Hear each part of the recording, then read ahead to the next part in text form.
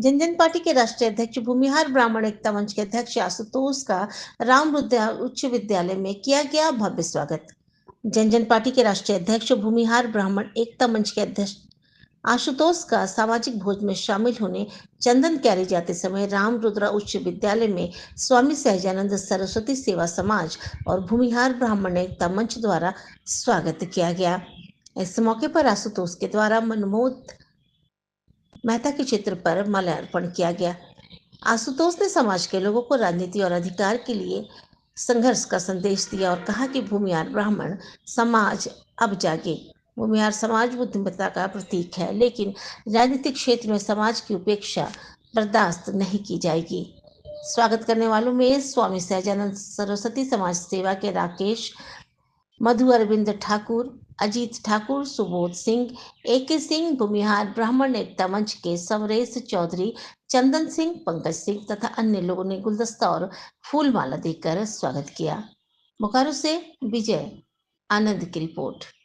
कौन सा कार्यक्रम आए हुए हैं? आज हम लोग चंदन क्यारी, बोकारो के चंदन क्यारी में हम लोग आए हैं।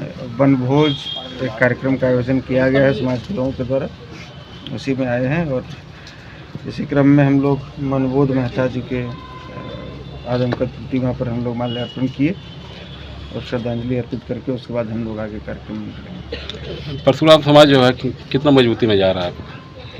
देखिए, कितना मजबूती में जा रहा है इसका कोई नापने का पैमाना तो नहीं है, लेकिन वो समय समय पर दिखता है। जैसे आपके साथ यदि कोई किसी तरह की अप्रिय घटना घटती है तो समाज के लोग कितने एकजुट होकर आपके साथ में खड़े हैं।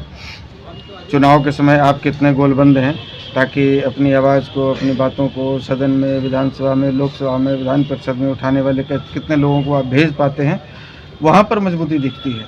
तो अभी तो हम लोग समाज के मजबूतीकरण को लेकर बिहार, झारखंड, उत्तर प्रदेश, दिल्ली, अन्य राज्यों में भी प्रयासरत हैं और इस प्रयास में है कि वर्षों से सोए हुए समाज को जगाया जाए।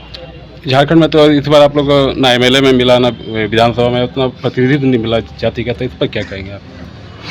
देखिए, इस पर समाज के लोगों को चिंतित होना ही पड़ेगा और जागरूक होना पड़ेगा, संगठित होना पड़ेगा। और किसी भी पार्टी विशेष, किसी दल विशेष, किसी नेता विशेष के पीछे घूमने से कुछ होने वाला है नहीं। जहां हमको लाभ मिलेगा, जो हमारी बात करेगा, एक ही नीति अपनाइए कि जो हमारी बात करेगा वही हमारे वोट पर डालेगा। इसके लिए आंदोलन करेंगे या? आंदोलन नहीं, हम समाज को जोड़ने का काम कर रहे हैं। आंदोलन तो तब करते हैं जब कोई इस तरह की घटना घटती है अप्रिय, और कोई जैसे मान ली हमारे अधिकारों का हनन होता है।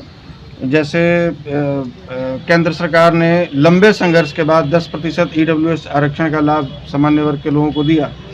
अब यदि मान ली राज्य सरकार या केंद्र सरकार कोई वैकेंसी निकालती है और उसमें उस योजना का लाभ नहीं मिलता है, तो भैया ये हमारी हकमारी हो रही है। उसके बाद भी यदि हम चुप बैठते हैं ये जानकर कि यहाँ पर हमारी सरकार है या केंद्र में हमारी सरकार है, तो फिर आप अपने आने वाली पीढ़ियों के साथ गद्दारी कर रहे हैं। आप केवल अपने पार्टी के साथ, अपने नेता के साथ वफादारी नहीं कर रहे हैं, आप अपनी आने वाली पीढ़ियों के साथ गद्दारी कर रहे हैं। तो अधिकार खोकर बैठ जाना यह महादुष्कर्म है। न्यायार्थ अपने बंधु को भी दंड देना धर्म है कि नीति से हम लोग चलने वाले लोग हैं। और सब दिन हमारे खिलाफ यदि षड्यंत्र होगा तो हम लोग मजबूती से अपनी आवाज़ उठाएंगे।